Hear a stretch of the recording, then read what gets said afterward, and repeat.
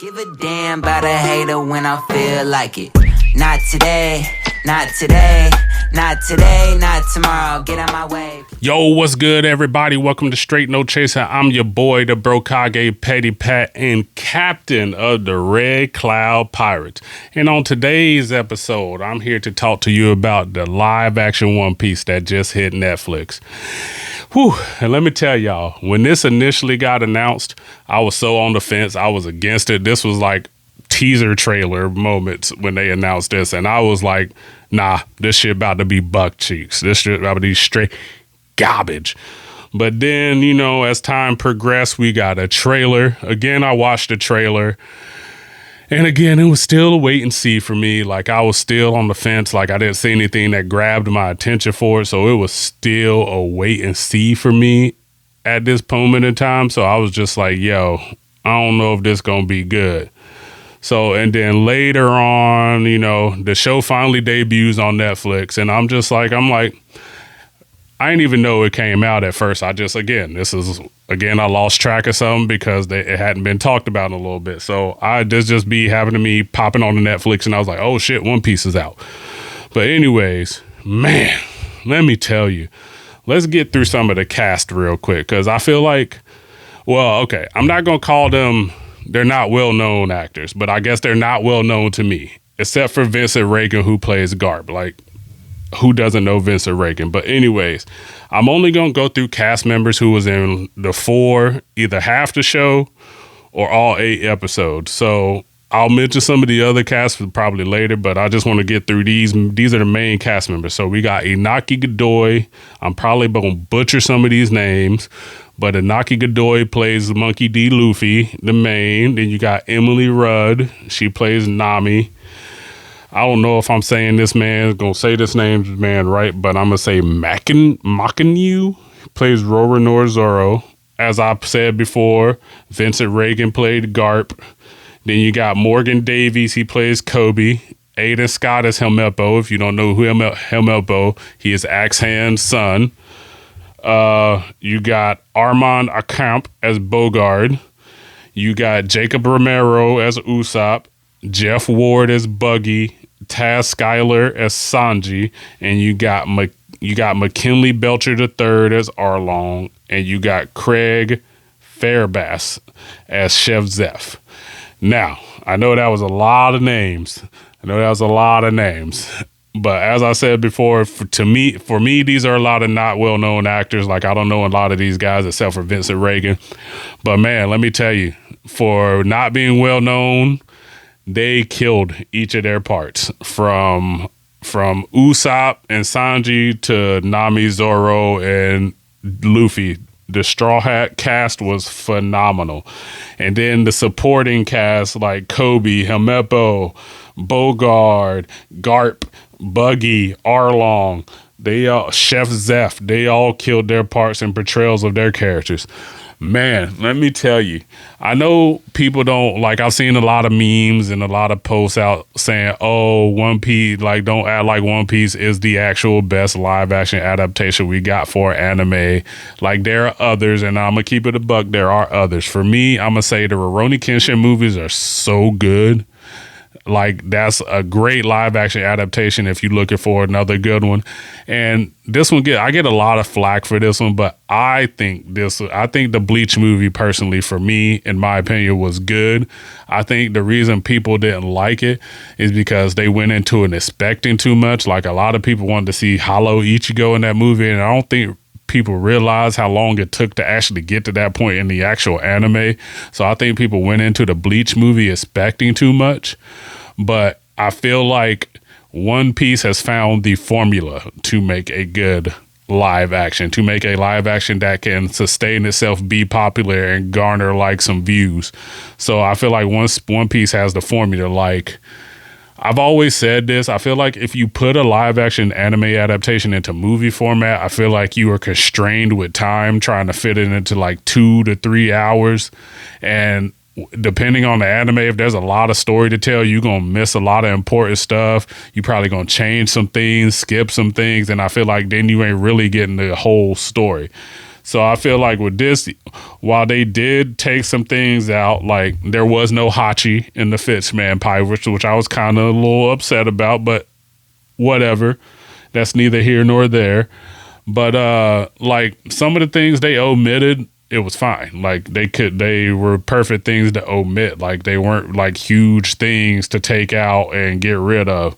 So, but like I said, when I normally don't binge things at all. Like I like to sit and watch things at a slow pace and let it marinate. But when I tell you once I watched the first episode, I sat and binged the entire thing in one weekend. I think Saturday, Sunday, I literally like split it 4 episodes apiece, and I watched the whole thing, and I went in Monday at work ready to talk about it with my buddies. You know how we used to do.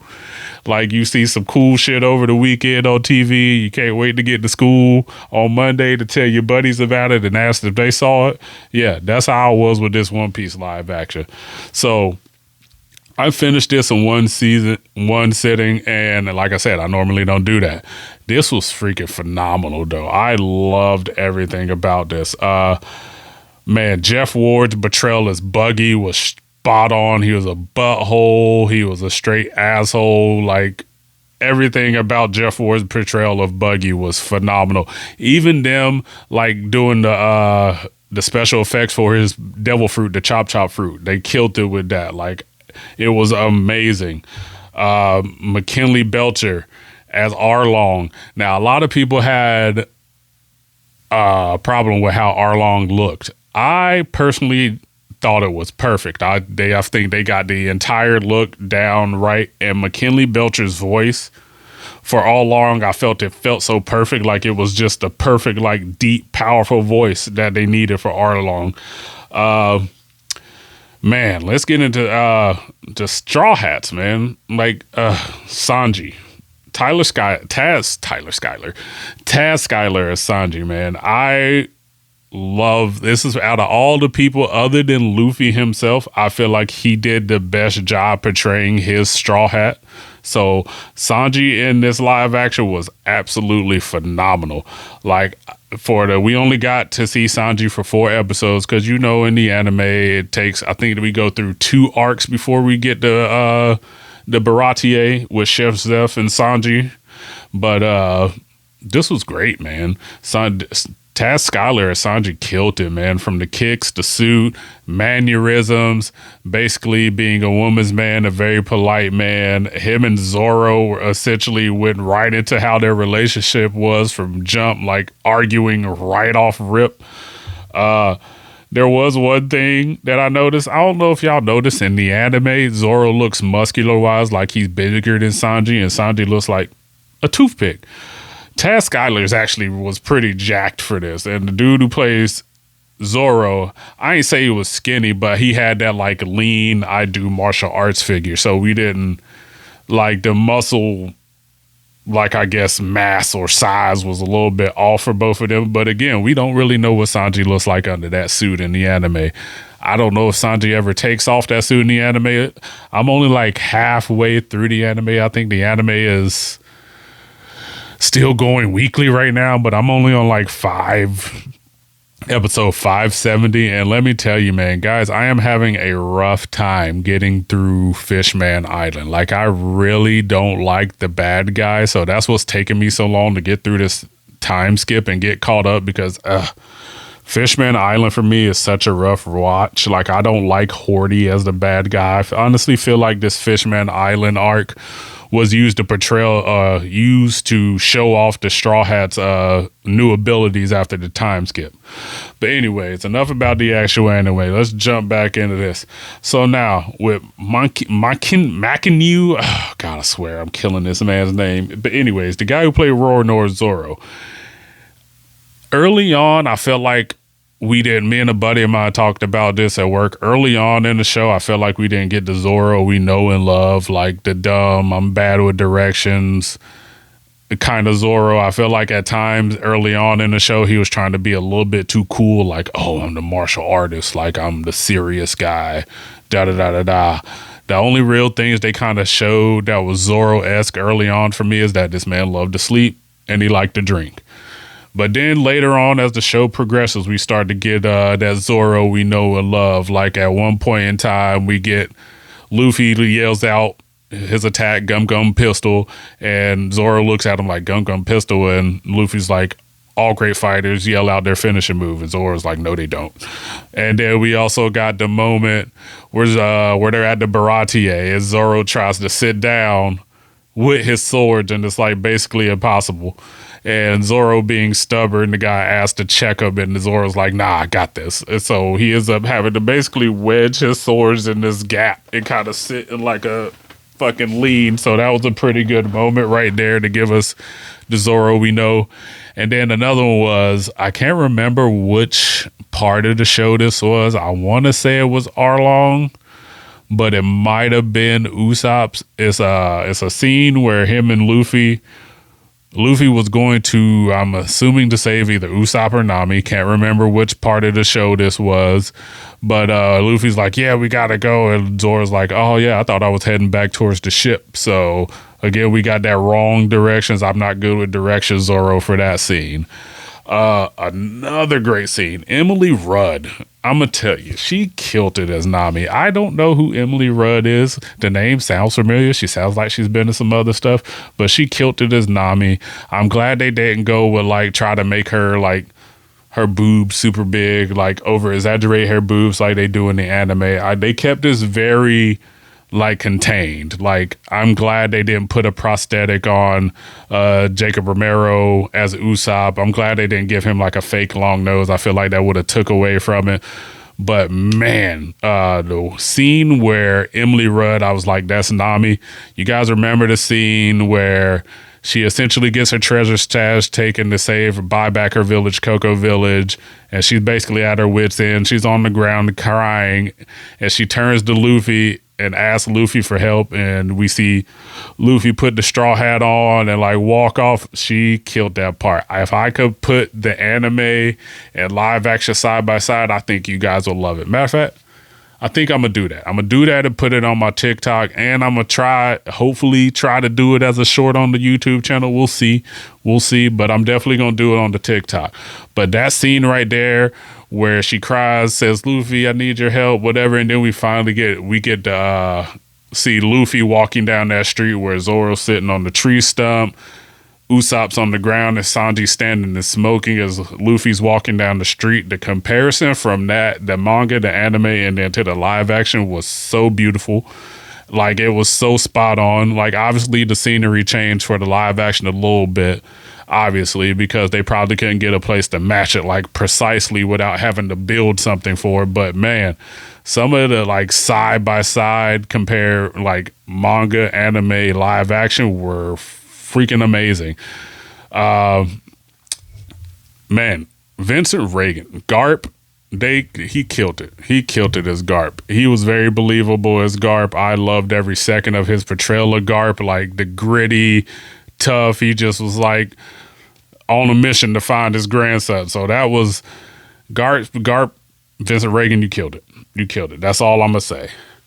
And then we get to Arlong, man. Good God, man.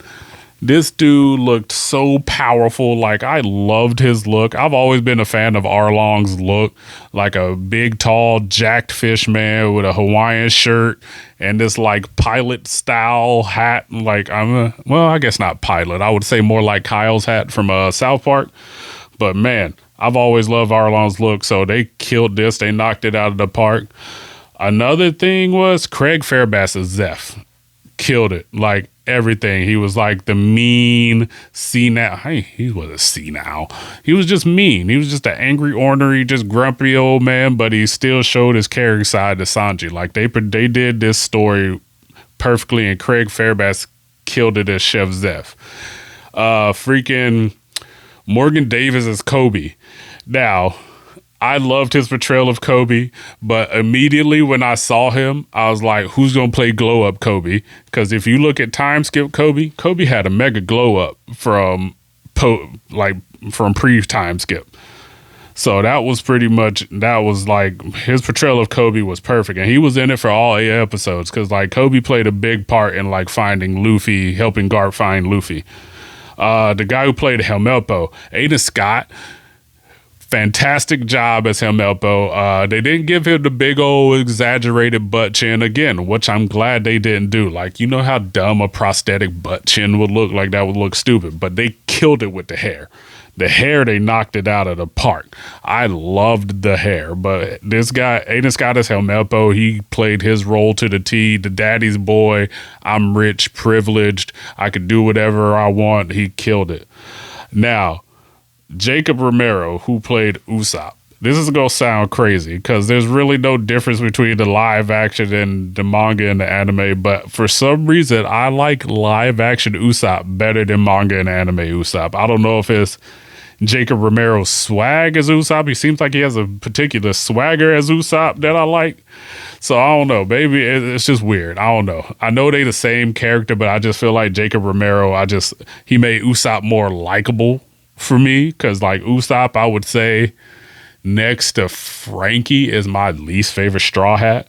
So I don't know. It's just something about Jacob Romero in this role that I loved. Now we move on to Mr. Inaki Godoy, who played Monkey D. Luffy. Man, he killed this part. I was very skeptical of him at first. Now, let me tell y'all something. At first, when I saw this, I was like, why is Luffy light-skinned? I was like, light-skinned Luffy? I was like, okay, I'm here for that. But then, like, someone put something in perspective for me that I never really did with One Piece. So, like, I didn't think about this in terms, like, everybody on the Straw Hat crew can't be Japanese. So, you know, I did my research and looked up some shit. So, Zoro is the only actual Japanese member of the Straw Hats. So, because I forget, I'm like, he's sailing around the world, so everybody can't be the same ethnicity from the same country, whatever. So I looked it up and I was like, all right, what are the Straw Hats ethnicity? So here's what I got. Luffy is Brazilian. Nami is Swedish. Zoro is the only Japanese Straw Hat. Usopp is simply from the continent of Africa. We don't know what country, what part of Africa, whatever. Chopper is Canadian. Robin is Russian. Frankie, which made so much sense once I found this out, is American, because you know they portray us as over-the-top loudmouths over in Japan. Freaking Jinbei is Indian, and Brooke is Austrian. I think I covered everybody, but yeah, those are all the Straw Hats ethnicities right there. So they actually getting a Brazilian kid to play Luffy, finding out Luffy was actually Brazilian and not from Japan, like I went through most of my life thinking because I'm dumb, was freaking awesome. Also, seeing Oda and Luffy's voice actor pass off the Straw Hat to him as like kind of a blessing was dope as fuck. Like, I feel like they had, like I said before, I feel like they found a formula to make a good show. I think from now on, if you're going to do a live action adaptation of an anime, you need to get the creator and at least the voice actor of the main character involved for consulting to get it right, to like, because I feel like Oda didn't want them to ruin his baby, so I'm glad that Oda was involved in this. Another thing I loved, they did a great job with like making the ships for this look real good, like really good for a live action. Like the Going Merry looked phenomenal, the Baratier looked phenomenal, Buggy ship looked phenomenal, Arlong Park was fucking dope. And then you got Garb ship. I loved the Garb ships with the giant bulldog head on the front of it. So they did a lot of things well in this. I don't have a ton of bad things to say about this. As of right now, though, they have not been greenlit for a season 2, and I'm kind of bummed because I wish Netflix would have hopped right back on board, because like at the end of this, and this is a spoiler, they teased a Smoker. So like, you can't tease Smoker and then not give us a season 2. Like, there's so much I want to see as you go forward. If you decide to go forward with this, I want to see how you do Chopper. I want to see how you do Robin. I want to see how you do Frankie, Brooke, Jinbei. I feel like, honestly, though, I've talked about this with a couple of my coworkers. I feel like the 2 Straw Hats I feel that would be hardest to pull off would be Chopper and Brooke. Brooke, I say Brooke is nothing but a skeleton. So I feel like translating that to live action is going to be difficult in and of itself without a lot of special effects involved. Same thing with Chopper, unless you're going to do what they did for Rocket, where they kind of put a guy in a suit and he did the motion for Rocket and then you kind of CG'd over that. But I hope like maybe that's what they'll do for Chopper. But I feel like Brooke and Chopper will be the hardest Straw has to pull off. I would say Frankie, but pre-time skip Frankie is actually really easy to do. I say post-time skip Frankie will be the one that will be hard to pull off, where he gives himself all the upgrades and the giant metal arms and the ability to change his hair, so on and so forth. I feel like, though, when you do live action Frankie, you got to keep the Speedo. You got to keep the Speedo.